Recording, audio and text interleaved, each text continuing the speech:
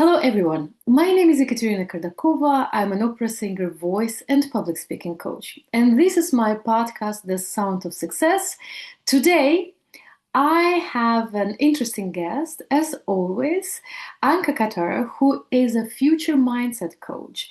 And I would like to continue our conversation, which we started with Ute in the previous podcast. We were talking about how to stay positive in a stressful situations of big transformation. So today, with Anka, we will talk about how where to find the energy for all these transformations because of so many stress and so many changes, people, yeah, use the energy somewhere else, but not in creating a new life. So with Anka, we will talk about where you gain more energy and how you can use it correctly. So, Anka, thank you very much for joining me today. I'm so excited about our conversation because every time when we talk, I can listen for you for hours. I really, really like what you're saying, and it really resonates with me. However, I think that many people still don't know what does it mean a future mindset coach. How did you get, or did you end up with doing this coaching, and what is your journey? Yes. Hello to everyone. Hello to you, Ekaterina, and thank you so much for the invite. Yeah, as well, I always love to talk to you. I think it's really a vibe between us. So, very happy to share my journey today. Yeah, as you already said, we live in times of radical transformation, right? Not only transformation, but really radical, like not only from the inside, but as well from all external factors, right? It's such a fast time, and change is the only constant, I used to say.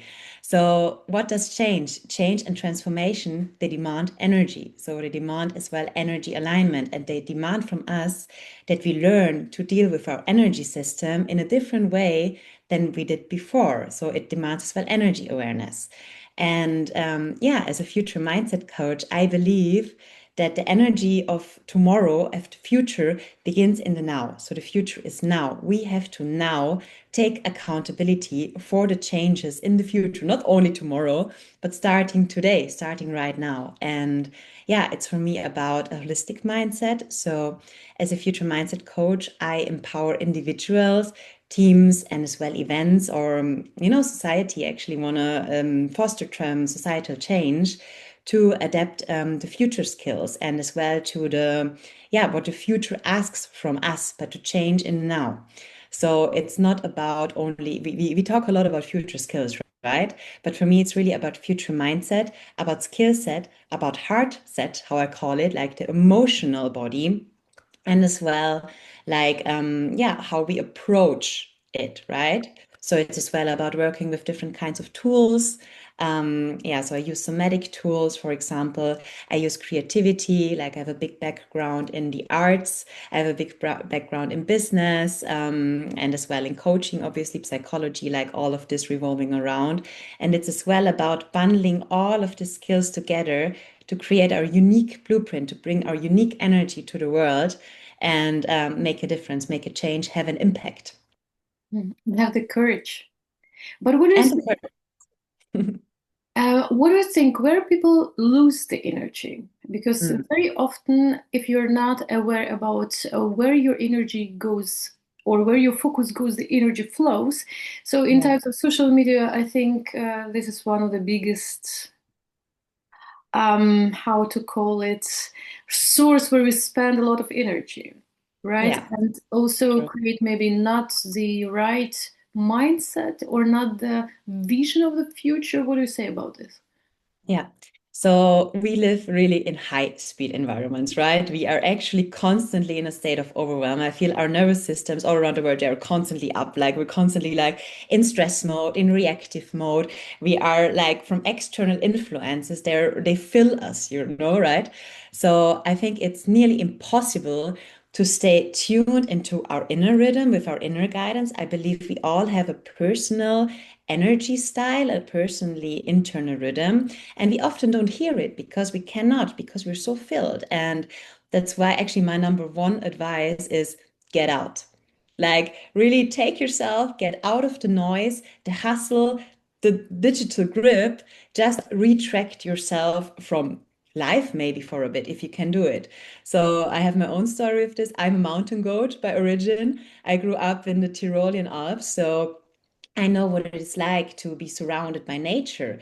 And nature has taught me, like, yeah, the simple truth, right? So stillness is power. Stillness is not empty, it's actually full of answers because it allows you to hear your inner voice. And so we're now like kind of matching with your topic, the voice. So for me, it's really a lot about hearing your inner voice to bring it into outer manifestation through our spoken voice.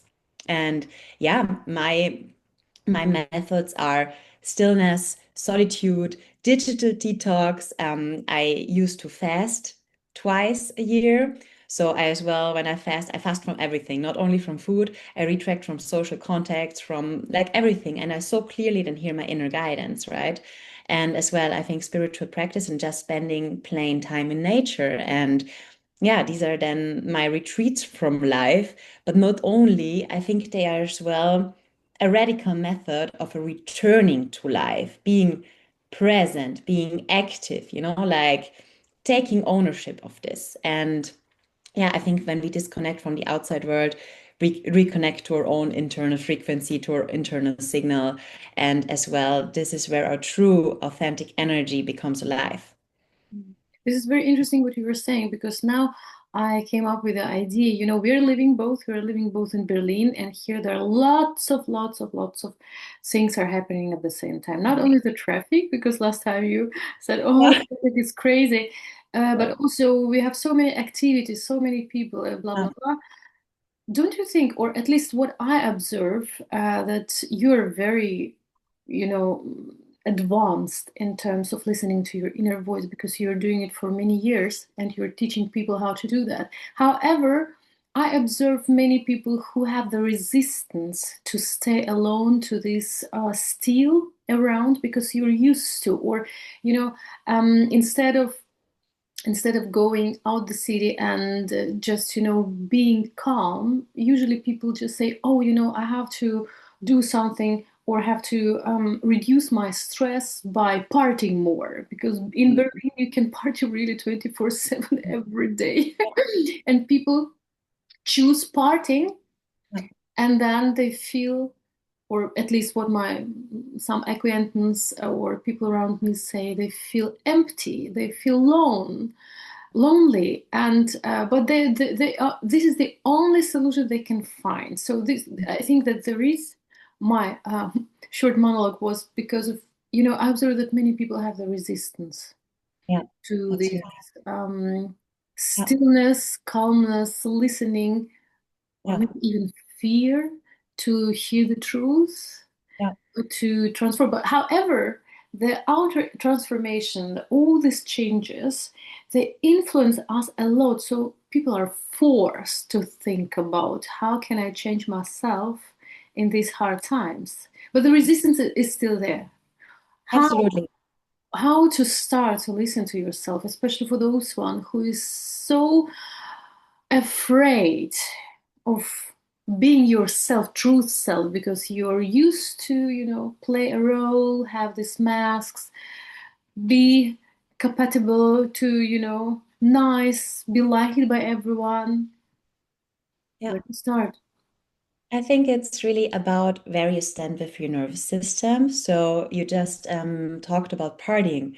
I've been, yeah, I have this career in arts, or I've been very active in the Berlin party scene as well. I've been an event organizer, I've been in a collective, I've been a DJ myself for lots of years, and I love partying, really, like.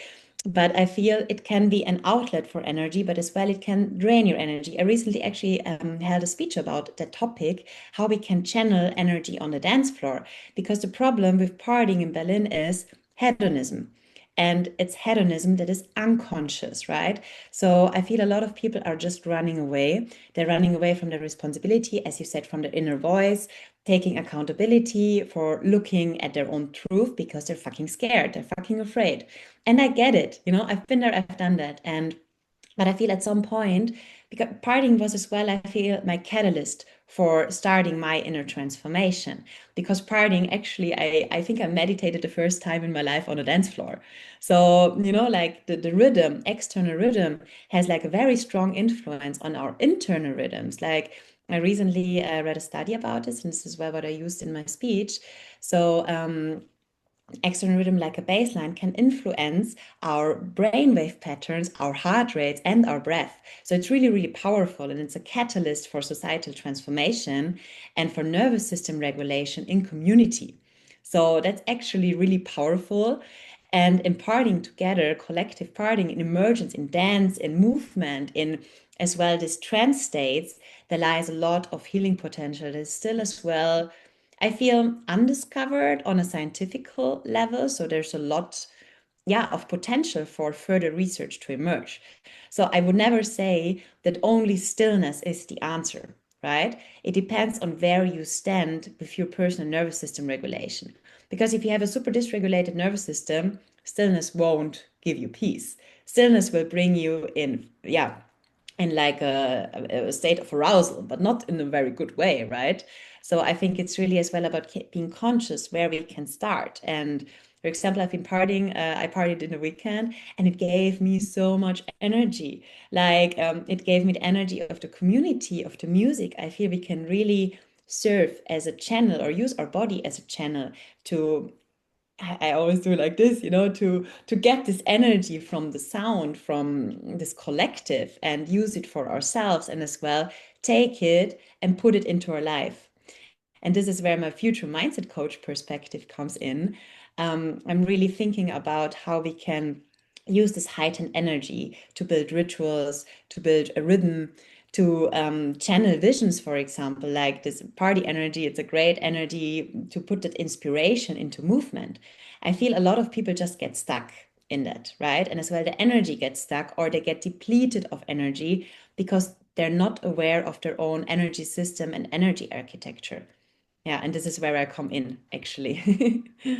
But what you're talking is actually pretty old, because almost in every culture, for example, I'm Russian. In our culture, we do lots of dancing together in circles. So basically, you dance and you create this, group energy. However, for me personally, if I can tell my perspective on partying, it sucks my energy. Partying often sucks my energy because I think it's also up to a group you're partying with. There are so many different people and so many crazy people who are not allied with me. So they just suck my energy. I don't get more energy. Maybe if I would partying with my people whom I like and with whom I have the same values and etc. And not only the music style, then we can create this energy which really gives me um, more fun and Yeah. joy of life. But with the most people, I don't feel it. I don't. That's why maybe I'm very choosy about where I party and with whom. Absolutely. I think it's crucial to, because this is as well where you actually have the ownership, right? You're not a victim of your surrounding in this. We actually can as well co-create this, or we always co-create this experience. So I'm as well super selective who I go party with. I'm super selective where I go. I'm super selective to which music I go, to which event I go, right? And as well the duration and where how I spend my energy and like who I invite into my field. But how people can understand what kind of nervous system they have? Some people, how should it try out? What do you think? What do you mean? Like in what kind of nervous system? Yeah, I mean, how to understand if I'm good, where to find more energy in calmness, in sports, in running, in partying. Yeah, I How does think that it's really work? about trying out. It's like I always preach a bit this value of exploration, right? And we're all unique. We're all authentic. We are on our journey to become authentic, but we're unique in this, right? So I feel it's really about exploration and trying out and becoming aware. Like awareness and consciousness is the key there. Just checking in with yourself, like seeing, okay, did this give me now actually energy? Did this drain me energy? how do I feel after this interaction? Do I feel good? Do I feel bad? Do I feel sad? What does it bring up for me? And yeah, so I feel this would be the approach. And this is as well, I feel where the true change begins. True change begins with energy awareness. And energy awareness is like in the mindset, in the movement, like in all these different aspects where you can have a look at. So, if I would start with a new client, for example, the first step would be mapping out their energy architecture. And this sounds maybe a bit spiritual, but it's not only spiritual. Like this is as well where I bring up in all my knowledge from event management, from project management. I worked in big corporations. I worked in startups a lot, and as well in organizational development. So I really know the tools from project management and strategy, like just plain time management tools where we can have a look, okay, which of my how do I actually distribute my calendar time, like how do I plan it in, where do I lose energy, where do I get it, and yeah, so they can learn to redirect it. Basically, it's just actually plain time management planning. And to this I bring creative tools and as well somatic practices. So I really like to work with the breath. I like to work with meditation, but as well just creative outlets. And yeah, I feel as well the future is holistic. So it's really about taking all these different tools and integrating, having different perspectives and integrating it.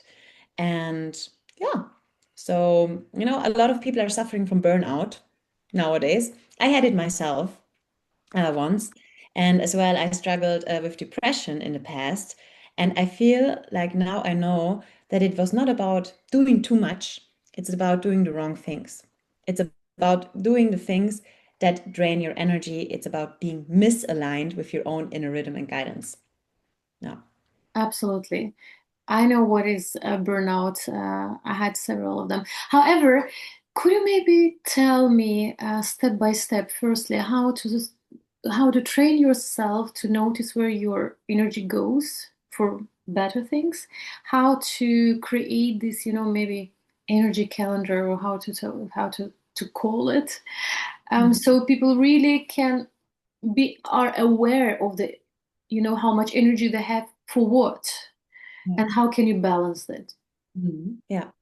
So I would say, so it's a bit difficult to describe because it's not a one size fits all. I really work with all my clients in a very unique way, and I believe that everybody really needs. We're not a one size fits all.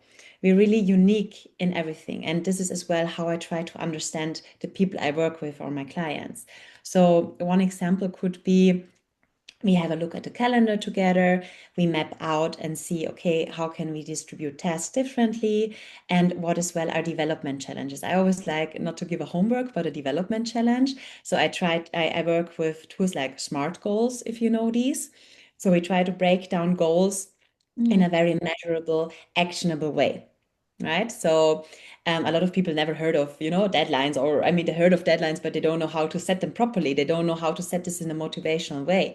So SMART goal, you would implement, for example, as a part of your routine in the morning. So you would say, if you want to start, for example, meditating every day, right? You would not say, okay, from tomorrow, I meditate now every day for 15 minutes, because you will not be able to keep it up, right? So we would rather approach it like this: 2 of 5 working days after brushing my teeth, which is something you already do as an established thing, right? I take 5 minutes to meditate, and then there comes the purpose, to be more balanced and chill in life, right? And then we would have this development challenge for a week, and then we would see how it works. And if it works, it's amazing, and then it can become a routine. But if it does not work, we are free to align it. And this is where I give this freedom of experimentation. It's an explorative process, I'm not here to judge my clients. I'm not here to say, you did not do this. I'm rather here to guide and to hold the space for their self-exploration. Yeah, this is just a small example. We can have a lot of different tools and measures to find this out. But I feel as well a lot of people really helps connecting with their breath, like because the breath helps you to connect with the present moment. And it can Breath, just be so short.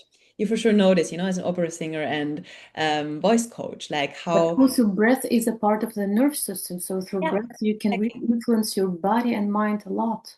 Yeah, the breath is such a powerful tool. And I mean, they're as well trending in all these like really intense breath journeys, like conscious connected breath work or these psychedelic breath journeys, which I really love to like not hold, but do myself. But it's a different thing than with what I work. I really more use these smaller breath works from pranayama, for example, from the yogic practice. I've been doing yoga for like, I think it's now over 12 years or something. So this is really a very important part of my life. And I feel with this, we can regulate the breath on the spot as well. You're a lead, this podcast is for leaders, right? It has to do with leadership as well.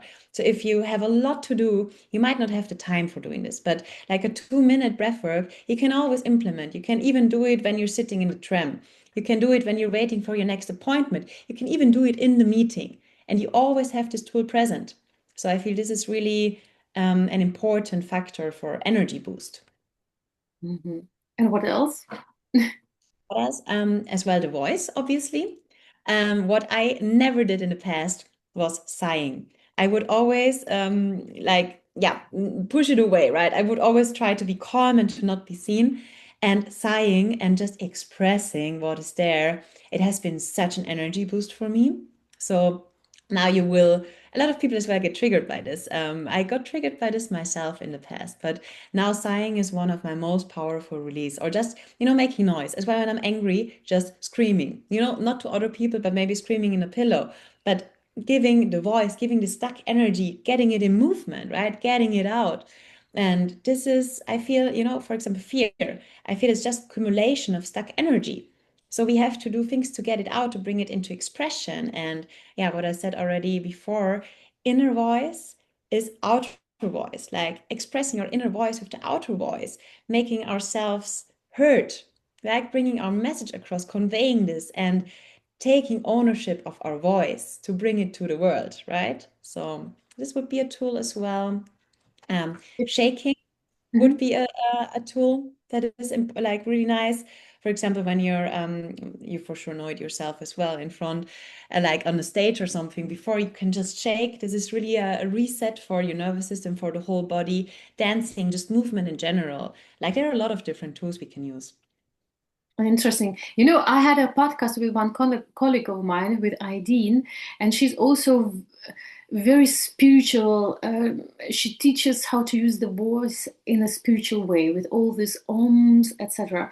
And she showed the exercise, simple exercise, when you wake up, how to also reconnect with yourself in the morning, because it's obviously the most important time of your day when you settle yourself and you kind of decide how you will spend your time of your life this today. And she said it's so nice to meow. So she Mm. this exercise with meow, just meow a little bit, and very soft and tender, warm up your voice and your inner state of mind. Yeah, So it's, I think, all about the same thing, to gain more yeah, energy, to listen to yourself carefully and live your best life. Because at the end, the goal is, or the biggest wish is, to live the life, to don't get stuck with some limiting beliefs or expectations from someone, but live your life and discover your potential. I think this is the journey. What yeah, else you can do, and when you start discovering yourself, you gain much more energy. Actually, right? When your focus is on yourself, on how you live your life and what else you can do with that. First of all, from outside, from, or how to say, from your inner state of yeah, mind to the outer world, then actually all this transformation are not that important anymore, yeah. right? You I just think embrace really all agree. the stress. Hmm. Yeah, I agree with what you're saying, right? I think it starts with trusting your inner rhythm. And then fire will build, right? Because you have the capacity to burn inside, like then follow this fire. And then you can become the future you're longing for, and as well melt into your future potential. And not only the potential, I feel it goes even further. It goes into bringing it to the outside world to have an impact. And show your talents. Don't be Yes. afraid to be visible, to show your talents, and yeah, your impact. Because Yeah. I think that we really need all the talents people have. Thank you so much for joining me today. It was very interesting as always, as usual. And I can, really talk to you for hours. Thank you very much. And for those one who is new, please subscribe to my channel, share this podcast because it's very important information we would like not only share, but we would like to share for many, many people. I mean, not only for us, but also for other people. And invite your friends to subscribe. I will also leave all the contacts of Anca in the description below. So see you in the next podcast. Anka, thank you very much for joining me today again. See you. Bye bye.